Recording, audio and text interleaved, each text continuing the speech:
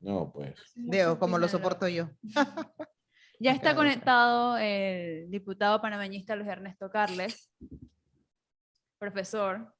No lo quiere saludar, no sé. Oiga, no, yo pensaba que iba a ir al cambio. Diputado Carles, buenos días, bienvenido. Hola, profesor Flor. Buenos días a todos. Óigame, ¿qué tiene que ver el diputado Carles con el impuesto al combustible? Ah, pregúntele. Diputado, ¿que usted tiene que ver con ese proyecto de ley? Claro, claro que sí. ¿Pero qué, para arriba o para abajo? Para bien. No, yo quizás primero hacer un poco de docencia. Sabemos que todos los combustibles, en este caso los combustibles líquidos, tienen por una legislación un impuesto que se cobra y que al final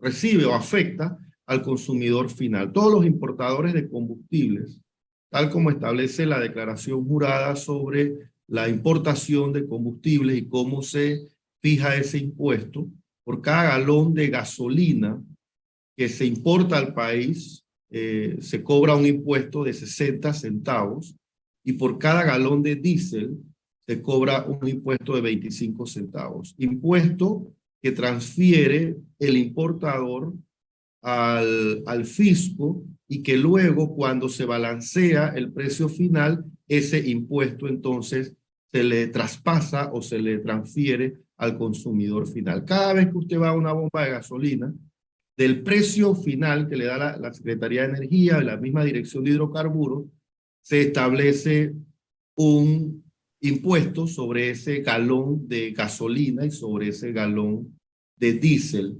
Recientemente aprobamos una ley, que fue la ley 808, consensuada con todas las bancadas.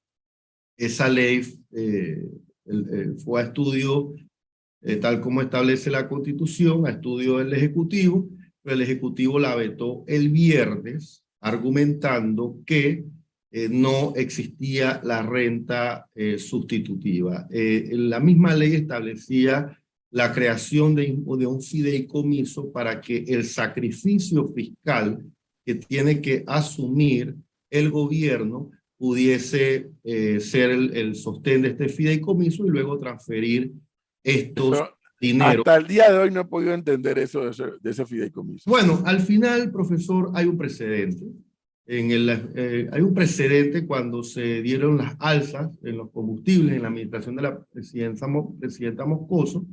Se estableció esta fórmula, y no es una fórmula que estoy inventando yo, ya la implementó Portugal, la implementó Italia, la implementó Guatemala, El Salvador, porque lo cierto es que sí existe un impuesto que pagamos todos los consumidores por cada $100 de gasolina que usted le eche a su carro, usted le está transfiriendo entre 12 y 14 dólares al fisco, a la Dirección General de Ingresos. Si este impuesto se elimina, que es lo que han hecho estos países que he referido, entonces usted va a tener un ahorro que significativamente va a poder ver. Diputado, sí, pero nuevamente, yo creo que por el beneficio de todos los que lo están escuchando, Sí. la Constitución, y usted lo sabe, obliga a lo que usted ya mencionó, la renta sustitutiva. En el caso puntual, y es lo que nos han dicho algunos voceros del gobierno, Sí. que del impuesto a la gasolina sale la plata del subsidio, por ejemplo, del tanquecito de gas. Eso es totalmente falso. Ah, es falso. Eso es totalmente falso. Porque permitimos que las autoridades. Si yo me preparé para una entrevista, créame que yo he consultado con exministros de Economía y Finanzas de otras administraciones, las administraciones, diríamos, 3 o 4 administraciones pasadas, he consultado con economistas, y tal como establece, hay una ley inicial, que es la Ley 30 de 1984, y después hay algo que se llama el formulario 410, y hay otras guías sobre los renglones de los impuestos que tienen que pagar los importadores de los derivados del petróleo, pero sí existe un impuesto muy claro para los combustibles líquidos y existe otro impuesto para lo que conocemos como el gas licuado.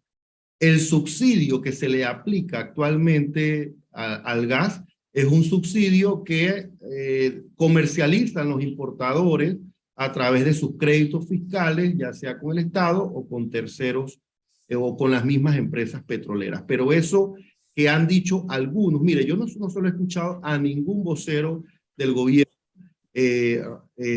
ratificar o decir que si eliminan el impuesto sobre los combustibles líquidos, afectarían el impuesto sobre el que subsidia el Estado sobre el gas licuado. Entonces, desde ahí tenemos que partir y separar. Y otro elemento, profesor, yo estoy muy claro que cada vez que tú sacrificas una renta, un impuesto del Estado, tienes que establecer una renta sustitutiva. Pero al Ejecutivo, al no hacer nada, entonces nosotros tuvimos la iniciativa de presentar... Mire. El Así, Ejecutivo debería de tener la iniciativa de decir, oye, vamos a estacionar el precio, él no puede determinar el precio porque el diputado, precio baja por el mercado internacional, pero él sí puede establecer una medida transitoria y eliminar el impuesto sobre a ver, estoy enredado porque yo tenía la información que usted dice que es falso lo que dicen algunos, pero aquí un exfuncionario que tuvo que ver con esto y que conoce el tema me está escribiendo porque obviamente lo está escuchando. Dice, durante la administración de la presidenta Moscoso fue cerrada la refinería de Panamá, que era el único importador de combustible en este país. Ese fondo salió del acuerdo del cierre. Todos los viernes en el MEF se recibe pago de impuesto de combustible y allí mismo se recibe la cuenta por la venta de tanques y se hace la compensación. Así es, por supuesto que se hace la compensación que corresponde sobre ese producto. Pero también la Dirección General de Ingresos estableció, por ejemplo, en el 2018 pagaron 272 millones en referente al renglón de combustibles líquidos. 2019, 274 millones recibió declaró la Dirección General de Ingresos y el 2020, 198 millones.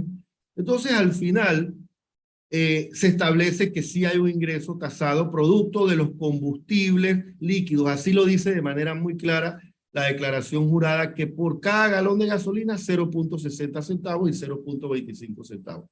Para mí es algo muy práctico y muy sencillo. Elimínenlo de manera transitoria, de manera temporal. Establezcan un sacrificio fiscal y podemos aliviar el bolsillo, porque yo se lo digo de manera muy responsable, profesor, los que hacen acarreos, o pongamos el ejemplo del que tiene que viajar diariamente, que son miles de trabajadores de Arraiján o de Chorrera o del Este, que un llenado del tanque les alcanza para una semana. Antes era $50, ahora es $70, o el que llenaba con 70 ahora llena con 95, y si usted aplica o elimina este impuesto de manera transitoria, usted va a tener un ahorro por semana entre 12 y 14 dólares y en un mes entre 48 y 52 dólares. Ese es el promedio del consumo de la locomoción de miles y miles de panameños que, reitero, yo quiero ser responsable, el precio del combustible no lo limita ningún gobierno, está sujeto a los estándares y a cómo se maneja el mercado internacional, pero sí hay un impuesto fijo.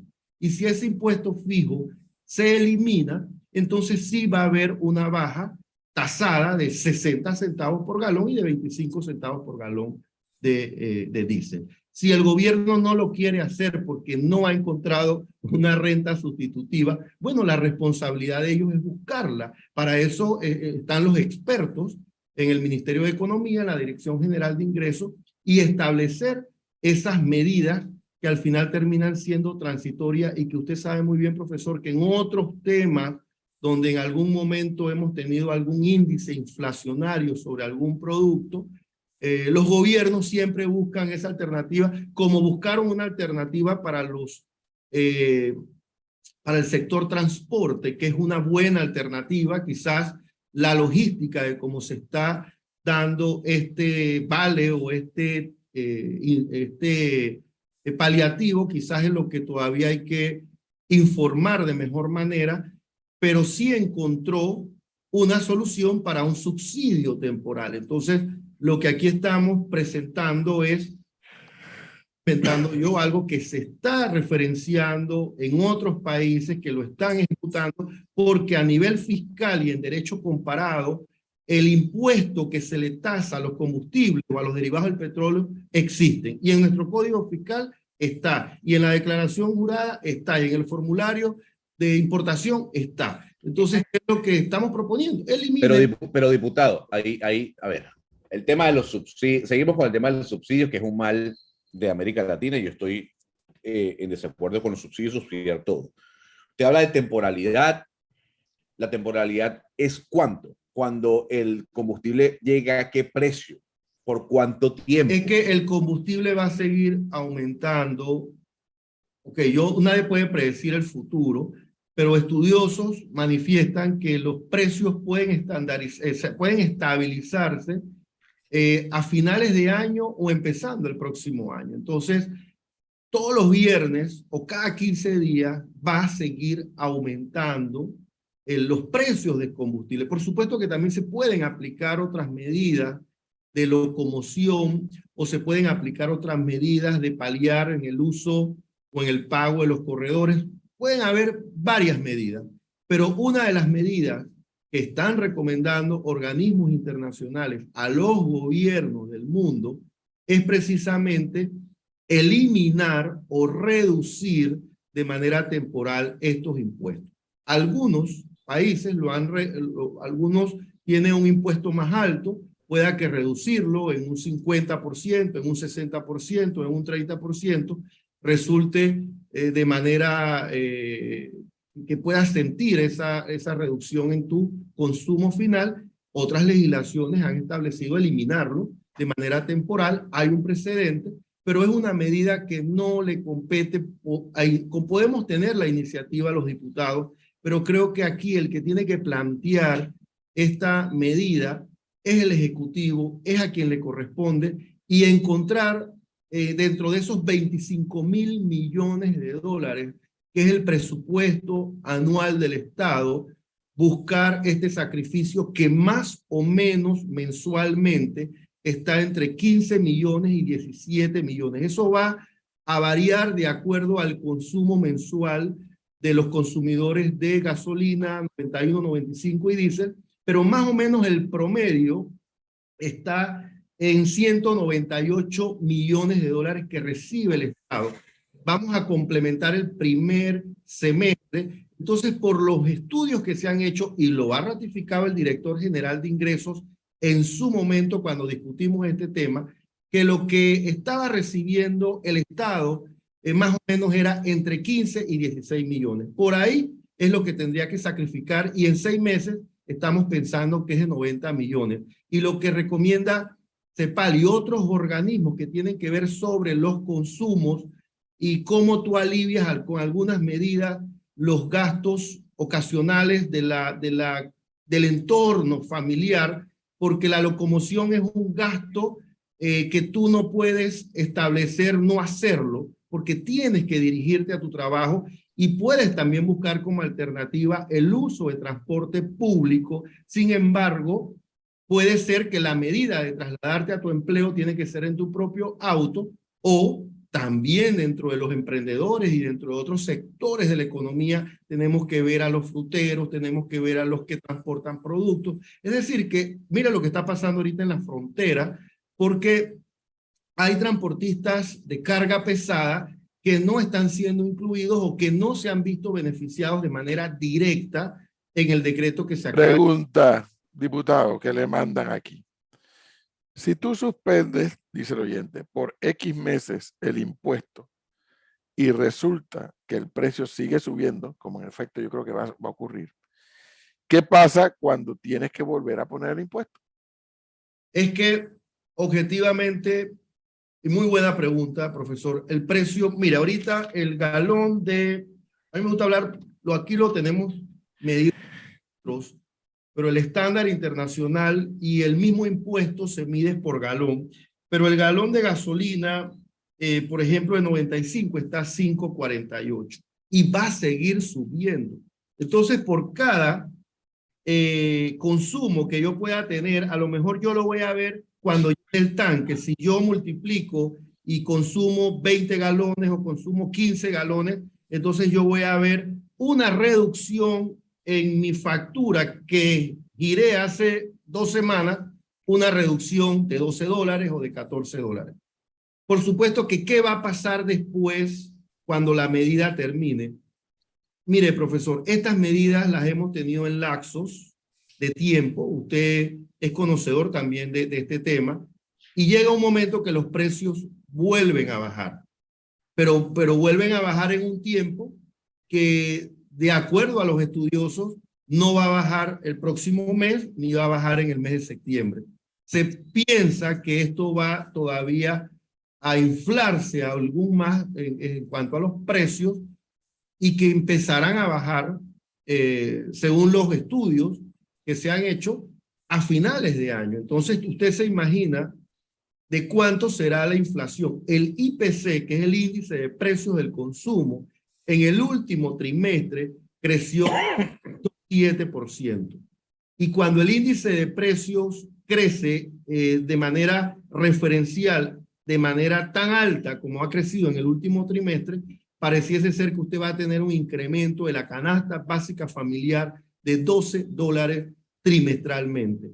Y esto resulta ser, profesor, porque todos los productores, el que fumiga, el que pila, el que cosecha, necesitan gasolina. Entonces no pensemos que aliviar o eliminar el impuesto del combustible solamente beneficia a los ciudadanos que nos movemos de un lugar a otro, sino que directamente, no indirectamente, directamente también otros sectores de la economía necesitan de estos combustibles líquidos para poder funcionar. Pero ese incremento se está trasladando, y no lo estoy diciendo yo, lo acaba de decir INET, que mide estos incrementos, cómo se está trasladando en costos al ciudadano en otros sectores de la economía. Entonces, mi planteamiento, hay que poner una alerta, el Ejecutivo tiene que tomar medidas urgentes,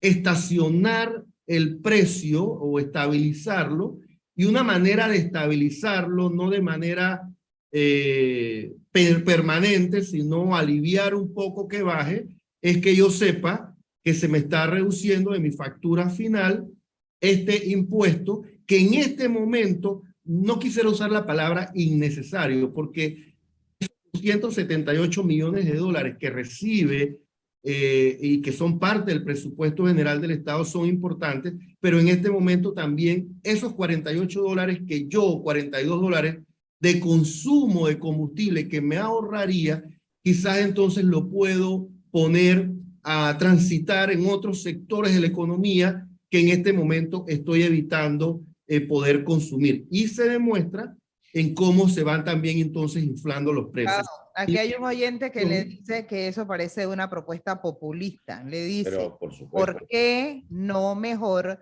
eliminan la mitad del presupuesto de la Asamblea? Y por último, este otro oyente dice, el gobierno ha dicho que para tener ese subsidio de combustible ha sido necesario sacrificar ejecuciones de otras instituciones. Antes de sacrificar la poca ejecución del gobierno, ¿por qué no identificar gastos innecesarios? Por ejemplo, la cantidad de plata que recibe en presupuesto la Asamblea para generar entonces los ahorros necesarios. El Yo no quisiera personalizar, sobre algún órgano del Estado. Yo creo que ese estudio lo tiene que hacer el Ministerio de Economía y Finanzas. Lo que sí es cierto, y el oyente que me escribe, es que tú estás en este momento pagando un impuesto que se te va a multiplicar en la medida que más galones de combustible le consumas. Pero a ver, el diputado Carles... Y que ese impuesto lo puedes ver reducido o en un ahorro en base a una práctica que están haciendo otros o que están recomendando organismos internacionales que sea eliminado ese impuesto. El diputado Carles, a quien Moral. conozco de ser candidato y de cuando era ministro, y eso, y la verdad que una característica que siempre ha tenido es una alta dosis de responsabilidad en lo que políticamente hace y dice. Flor y Gonzalo coinciden ambos en que esta es una medida populista. ¿Usted la vería de esa manera también? Yo creo que la Constitución de la República nos permite que se den medidas excepcionales en momentos extraordinarios. Y este es un momento extraordinario en el alza de un rubro que es muy necesario. O sea, no comemos combustible, pero sí necesitamos el combustible para movernos o para poder generar ingresos. Si yo no me muevo a un lugar diariamente, entonces yo puedo perder el empleo. Si es que dependo de la locomoción o de moverme a ese punto. Entonces, no es populista porque la Constitución lo dice, que el gobierno tiene que cuidar de los intereses de todos los ciudadanos, tiene que cuidar de la seguridad alimentaria. Pero, o sea, ¿usted está de acuerdo? Entonces, O sea, estos son los momentos donde el Ejecutivo tiene que accionar y establecer medidas. Si no, entonces Polonia, Italia, España, Portugal o Guatemala o el presidente Bukele u otro presidente que ya ha implementado esta medida, no de hace 3 meses, profesor, las están implementando en las semanas recientes que han pasado y no son políticas populistas. Bueno, son, a ver, comparar, hablar la de Constitución. Bukele es populista, pero eso es otro tema. Pero más allá de eso, diputado, usted habla de temporalidad, de transición. El control de precios se mantiene. ¿Cuántos años tiene el control de precios sobre ciertos alimentos? Número 1. El control de precios vence ahorita el 3 de julio. ¿Después de cuánto tiempo? Pero mira, del 2016 al 2019, el índice de precios al consumidor solo creció 2%. Ok. Del 2019 al 2020 creció 2.7%. Pero desde hace 6 meses hacia acá hemos estado, y mira, y te lo estoy hablando con mucha responsabilidad, como una persona que estudia lo que nos presenta nuestro máximo instituto de estadística, que está en la Contraloría General de la República, que es INEC, y que estudia cómo se van moviendo los precios, no solamente de la canasta básica, sino de otros rubros, como es el rubro del combustible. Y eso, por supuesto, cuando esos dos componentes de los cuales dependemos cada uno de nosotros se unen, entonces puede existir lo que en este momento se está reflejando, que es un índice de precios al consumo que está creciendo. Yo no podría manifestar que es algo sin precedentes, pero sí tenemos, porque aquí tuvimos también una inflación entre el 2004 y 2005, pero sí tenemos que poner un poco de alerta o de atención, entendiendo que hay una escasez del empleo, y eso no lo está diciendo la Cámara de Comercio, lo está diciendo estudiosos que también ven cómo se está moviendo la economía en el sector privado, y sí hay cierta preocupación por este aumento en el índice de precios al consumo. Pero eso es a nivel mundial. Yo quisiera preguntarle entonces, por supuesto que es a nivel mundial. ¿Usted todavía justifica, por ejemplo, la implementación del vale digital? Yo lo que considero, por supuesto que creo, mira, yo te puedo manifestar que desde un principio la transferencia de estos recursos se debió de hacer a todo aquello que se le suspendía un contrato o que perdía el empleo, y esa data existía y en su momento lo manifesté cómo debió de ser esa metodología. Yo considero que, mira, para eso sí hay 90 millones de dólares para esa política pública.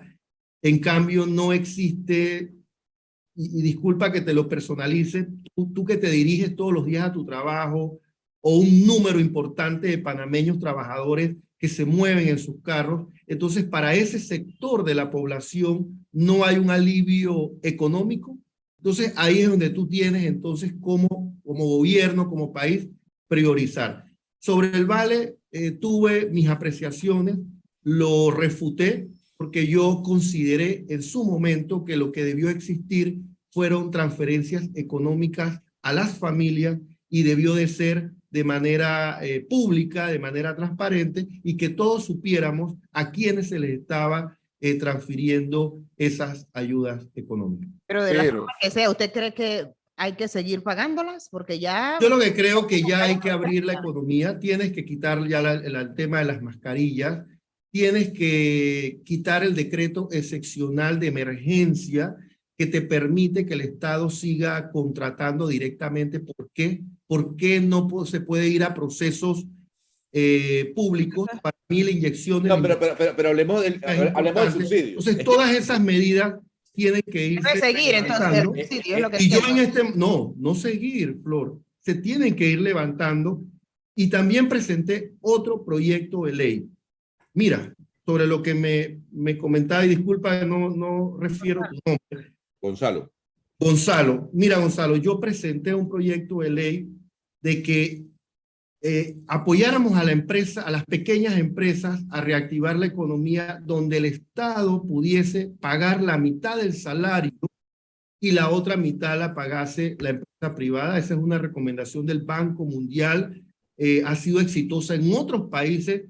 ¿Cómo tú reactivaste la economía? No dando un vale. Tú reactivaste la economía, que esas personas que habían perdido el empleo pudiesen nuevamente entrar dentro de la empleomanía, pero tú tenías entonces que inyectar a la empresa privada, porque si tú inyectas a la empresa privada, ella puede arrancar y al mismo tiempo puede generar mayor empleos, no de $100, sino empleos de 300, de 400, de lo que se establece en el pago del salario mínimo. Pero yo no soy el presidente de la República, yo no soy el que puedo determinar, suspenda el vale. Claro, pero entonces vengo yo yo puedo proponer, y eso es lo que yo estoy haciendo, Gonzalo, con el tema de la eliminación de los combustibles líquidos para que se convierta en un alivio directo a más de 800,000 familias. Claro, diputado. Y yo también pudiese decir, oiga, ¿y por qué los diputados no presentan una ley o por qué el gobierno no presenta un proyecto con una firma